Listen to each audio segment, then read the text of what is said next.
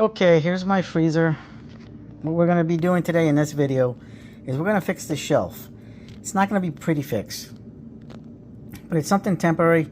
These things are like super expensive to buy as a replacement. So instead of replacing this shelf because it's broke, it was broke for a few years and we've been just using it as is. And when we have stuff in here, this tends to pull out because it was broken. So what we're going to do is we're going to create a fix for this, and we're going to use some sheet metal to fix this and be able to use this again. So we want to kind of replicate that little hook here for that tab that's in the freezer, and it's got this section. We just have to build something out like that right here so we can fix that. So right now it just came out of the freezer, and now we're going to fix it, and we're going to show you how.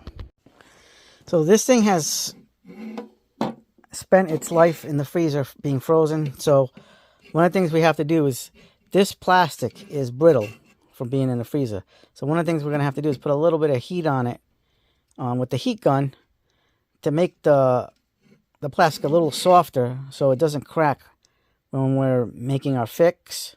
So we're going to do that right now. So we're going to be using the Craftsman heat gun with the 2 amp-hour battery and a fan. We should use a fanning thing so we don't, this attachment, so we don't heat too much of the plastic up. We just want to have this concentrated to just this area here.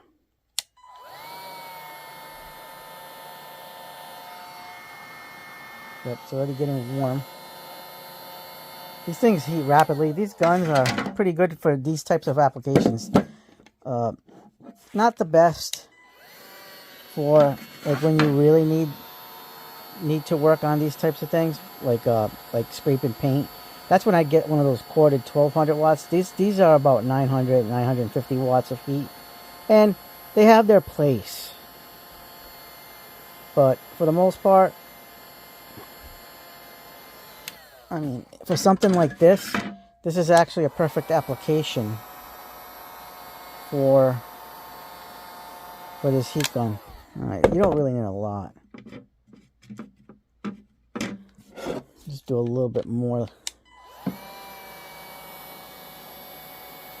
That way we get the plastic nice and non-brittle, soft-ish. We're going to be drilling into this plastic. And last thing we need to do is not have any brittleness.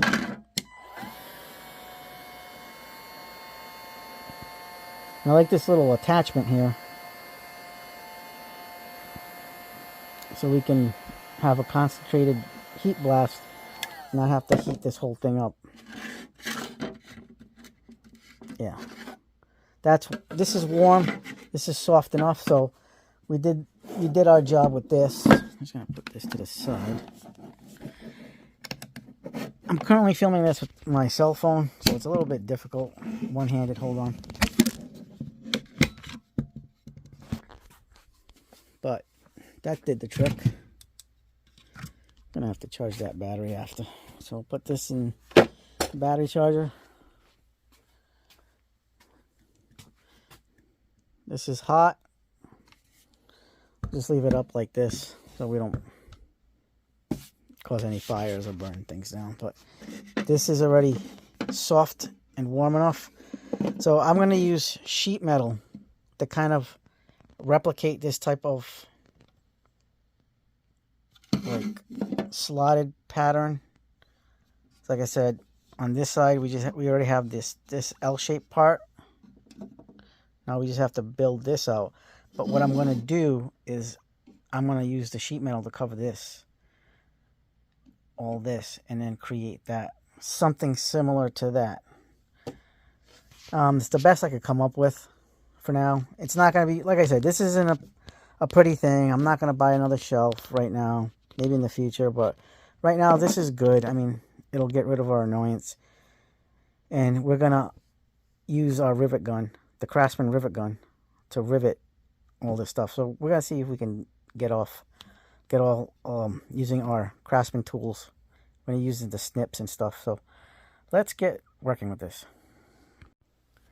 All right, so we're going to use some of the sheet metal we used in the last video when we fixed the ductwork underneath the kitchen sink. And I'm going to use the Craftsman straight snips. So we're just going to cut this small piece and then use this small piece to make out a template. Make sure you have gloves because this stuff's like razor sharp. And I believe we're using a 26 gauge sheet metal. I think this is 26 gauge. I can't remember. Scrap I've had lying around.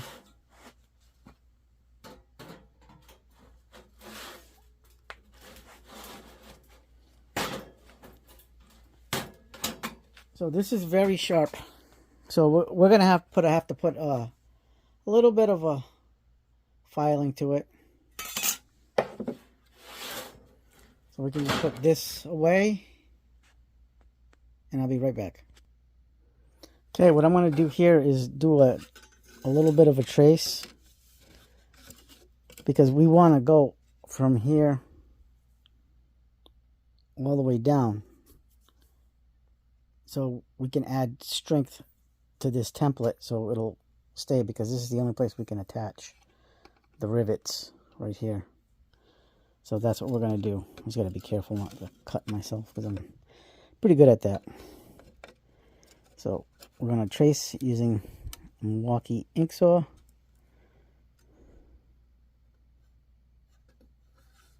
And then we're going to cut it out using this is their pen.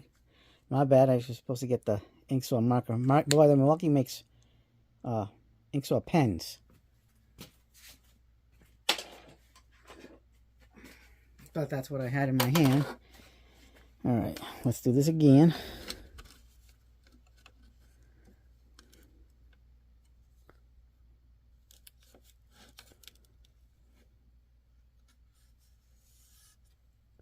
This is what you want to do.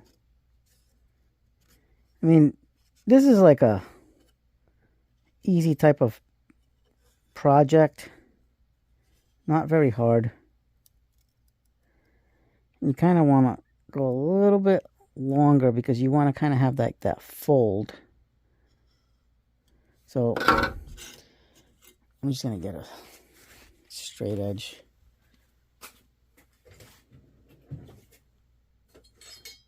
A little square or something. So we can get that straightened out.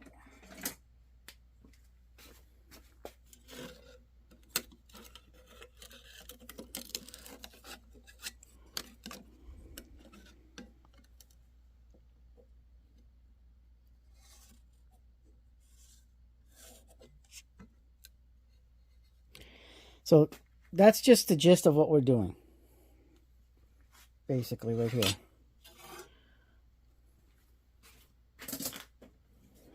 Nothing fancy, just a basic fix to solve an issue that we've had for a while. I do plan on using a file to file around, to kind of file the sharp edges of this thing. So that's what we're going to do after we cut this out. So I'll cut this out and I'll be back. Okay, so we cut that piece out. But instead of using a file, I figured might as well use my Craftsman rotary tool, V20 rotary tool. Because I still have to cut this little piece off. And I'm going to use one of these round blades. And then I'm going to use one of the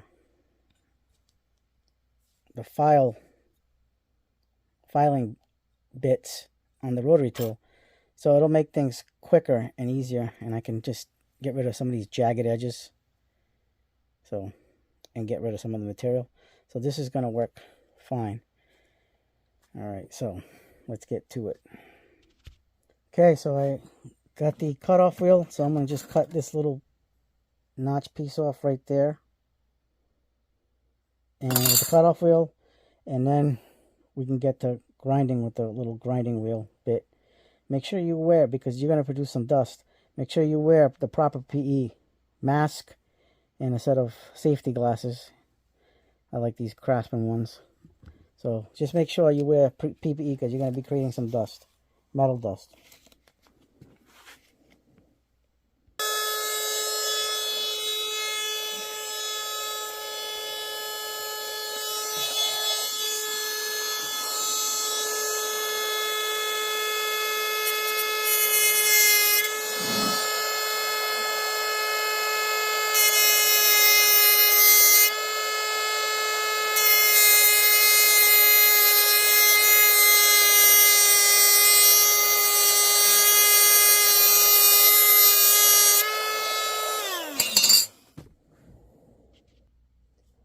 Okay, we cut the sliver off.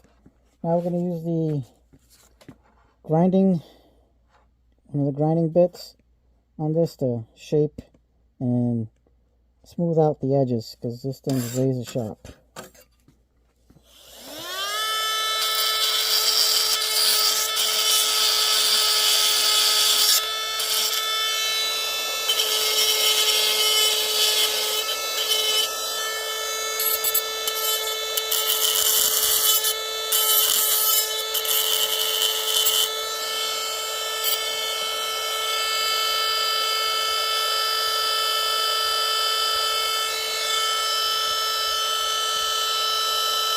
Alright, so we cut the piece. Then I used my Malco benders to kind of give it that little bended profile like you see here. It's not as good or perfect as that is, but because this is a thinner material and this is thicker, it's going to be more pronounced on this thing. And if we need to bend it, we'll just use the benders again to give it more bend on this end. So after we test fit it, but first, you know, that's what it's going to look like. There we go. So I think it's going to work out pretty well for this fix. So we just got to drill a couple of holes, put rivets in, and go from there. So I'm just going to clamp this up so we can get that started. Okay, we're going to drill this piece. We're going to vice clamp by Craftsman. Here we go. I'm going to use a piece of scrap 2x4 so we can drill into the plastic and the metal, so we can get the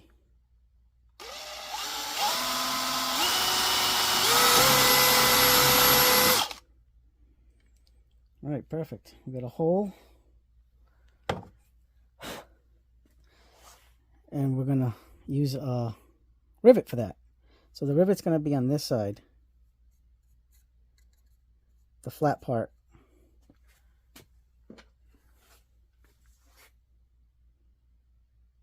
Going through there, because when this compresses, I don't want to squeeze the plastic too much. I want to be able to squeeze it on the metal. So this is what we're going to do. Throw it in there, put the rivet in there, and let the rivet gun do its thing. And I'm just going to make 2 of these holes. So when I come right back, we'll have the holes done and the rivets in. For the people that don't know, Craftsman does make a rivet gun from Stanley Black & Decker. So this is the one we're using. This has been very useful in the last few projects I've had to do. So this is what we're going to be using to do the riveting. Okay, so this is our fix for this until we get it. So there are your rivets. And that's the fix. So let's try it out in the freezer and see how it goes. Okay, so this is it right here. Like I said, it's not perfect, but at least it's in a slot. I know I have the rivets there that cause a little bit of a gap, but it'll flex in there. not be that as brittle. So it goes in and it stays in. So that's it. That's my fix. So I had to use my Malco benders to put a better bend on it, but we did. So a little more pronounced bend. So that's it. And just like that, this is fixed for now until we buy a new one, or maybe not. I'm probably gonna get another fridge because this fridge is getting long in the tooth, so it's not worth probably buying another one of these. Probably just keep it as is. Alright, so if you like this video, hit the like button, subscribe, share, hit the bell for notifications, and as always, have yourselves a good day and a good evening. Until next time.